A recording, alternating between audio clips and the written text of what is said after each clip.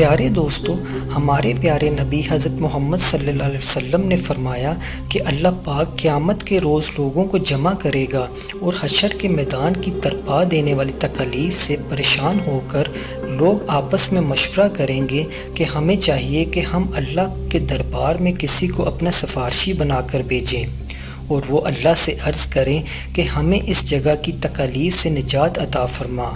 پھر وہ آدم علیہ السلام کے پاس آئیں گے اور ان سے کہیں گے کہ آپ کو اللہ نے اپنے دست قدر کے ساتھ بنایا اور آپ میں خاص روح پھونکی اور فرشتوں کو حکم دیا کہ آپ کو سجدہ کریں۔ ان سب شانوں کو پیش نظر رکھتے ہوئے آپ اللہ سے ہماری سفارش کریں۔ پیارے دوستو، حضرت آدم علیہ السلام کو اپنی خطا یاد آ جائے گی اور وہ کہیں گے کہ میں یہ کام نہیں کر سکتا، تم لوگ حضرت نوح علیہ السلام کے پاس جاؤ۔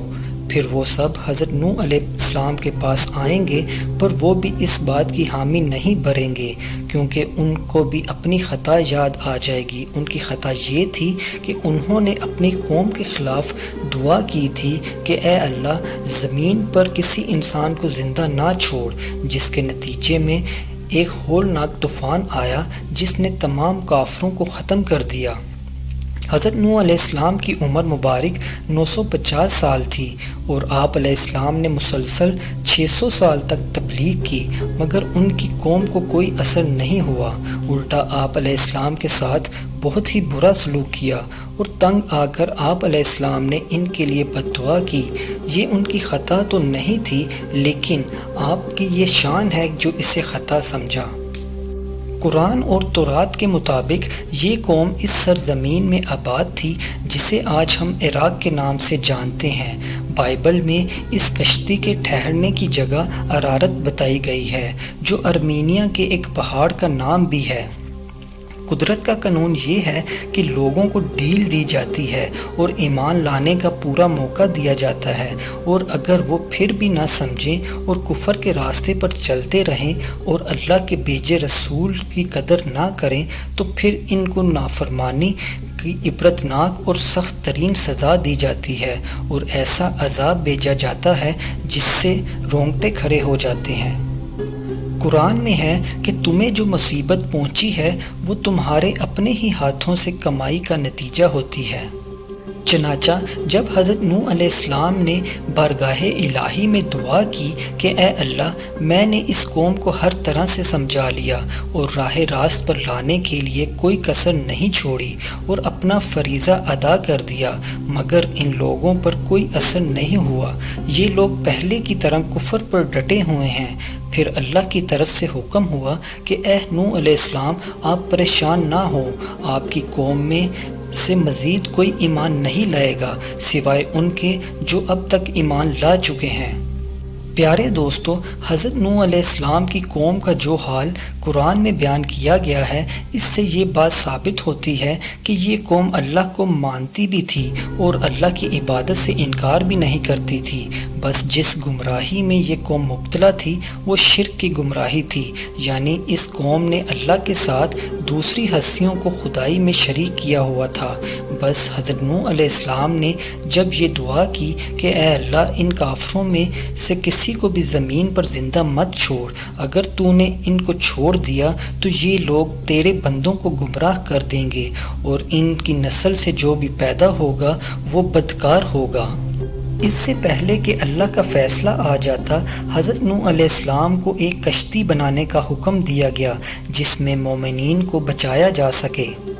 جب نوح علیہ السلام کشتی بنانے میں لگ گئے تو آپ کی قوم کے نافرمان لوگ ان کا مذاق اڑانے لگے اور کہنے لگے کہ اے نوح علیہ السلام، کیا تو نے نبوت کا کاروبار ختم کر دیا ہے اور اب لکڑی کا کاروبار شروع کر لیا ہے؟ اور کہنے لگے، دیوانے آدمی، کشتی سمندر پر چلتی ہے، خشکی پر نہیں، اس کشتی کے لیے سمندر کہاں سے لاؤ گے؟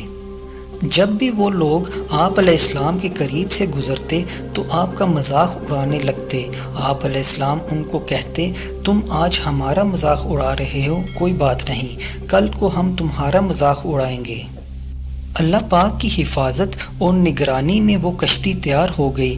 تاریخی روایت کے مطابق یہ کشتی 300 گز لمبی اور 30 گز اونچی تھی۔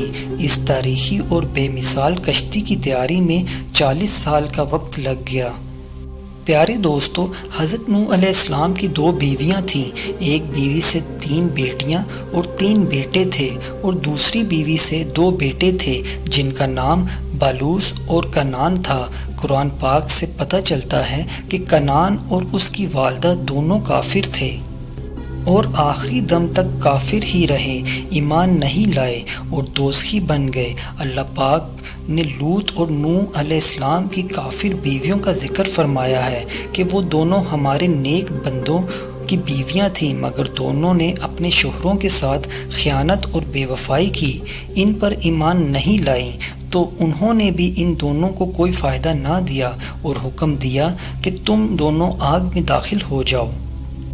اور حضرت نوح علیہ السلام کا جو کافر بیٹا تھا وہ طوفان کے پہلے ریلے میں ہی غرق ہو گیا۔ پیارے دوستو، حضرت نوح علیہ السلام کے بیٹے سام کی بیوی کا نام رحمت تھا۔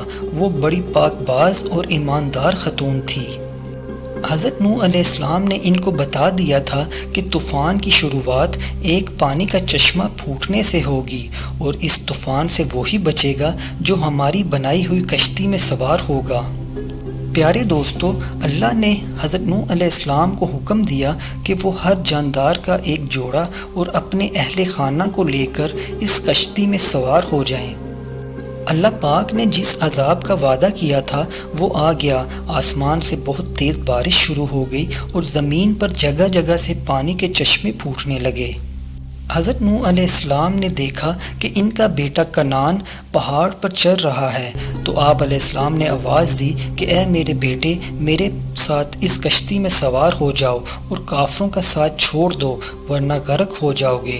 وہ بولا، میں پہاڑ کی چوٹی پر چڑھ کر بیٹھ جاؤں گا اور بچ جاؤں گا۔ آپ علیہ السلام نے فرمایا کہ آج اللہ کے عذاب سے کوئی نہیں بچنے والا، صرف وہی بچے گا جس پر اللہ رحم فرمائے گا۔ پانی کی ایک بہت بڑی لہر آئی اور اسے تنکے کی طرح بہا کر لے گئی۔ وہ بدقسمت حضرت نوح علیہ السلام سے باتیں کرتے کرتے موت کی آغوش اور دوزخ کی آگ میں پہنچ گیا۔ یہ طوفان عالمگیر تھا یا ایک خاص علاقہ میں آیا تھا جہاں حضرت نوح علیہ السلام کی قوم آباد تھی؟ یہ ایک سوال ہے جس کے بارے میں آج تک پتہ نہیں چلا۔ جو لوگ عام طوفان کے قائل ہیں، ان میں سے اکثر کے نزدیک دنیا کے سارے انسان حضرت نوح علیہ السلام کے 3 بیٹوں سام، حام اور یاسف کی اولاد ہیں۔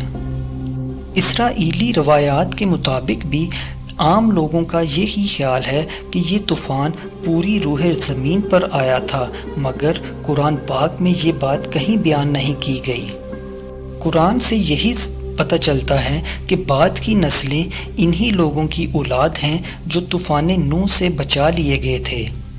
سورہ قمر آیت 115 میں بیان کیا گیا ہے، جس سے یہی پتہ چلتا ہے کہ نشان عبرت خود وہ کشتی تھی جو پہاڑ کی چوٹی پر صدیوں موجود رہی اور بعد کی نسلوں کو خبر دیتی رہی کہ اس سر زمین میں کبھی ایسا طوفان آیا تھا جس کی بدولت یہ کشتی پہاڑ پر جا ٹکی ہے۔ ایک روایت کے مطابق رجب کی 10 تاریخ کو طوفان کا آغاز ہوا۔ 6 ماہ تک یہ کشتی پانی میں تیرتی رہی، پھر آخر کار زمین و آسمان کو حکم ہوا کہ اپنا اپنا پانی روک لو، چنانچہ پانی زمین میں دھنس گیا اور کام ختم ہو گیا اور کشتی کوہ جودی پر جا کر رک گئی۔ پھر حضرت نوح علیہ السلام کو حکم ہوا کہ اب تم سلامتی اور برکات کے ساتھ زمین پر اترو، جو ہماری طرف سے تمہیں اور جو تمہارے ساتھ لوگ ہیں انہیں حاصل ہوگی۔ چنانچہ 10 محرم جمعہ کے روز آپ علیہ السلام زمین پر اترے اور زمین کو دوبارہ آباد کیا اور شکرانے کے طور پر اس دن کا روزہ بھی رکھا۔ پیارے دوستو، انسان کے لیے جو عمل ہے اس سے بھی زیادہ نیکوں کی صحبت ضروری ہے۔ جس طرح برائی سے بچنا اس کے لیے ضروری ہے، اس سے بھی زیادہ ضروری برے لوگوں کی صحبت سے بچنا ہے۔ اللہ پاک سے دعا ہے کہ اللہ پاک ہمیں سمجھنے کی اور نیک عمل کرنے کی توفیق عطا فرمائے۔ آمین۔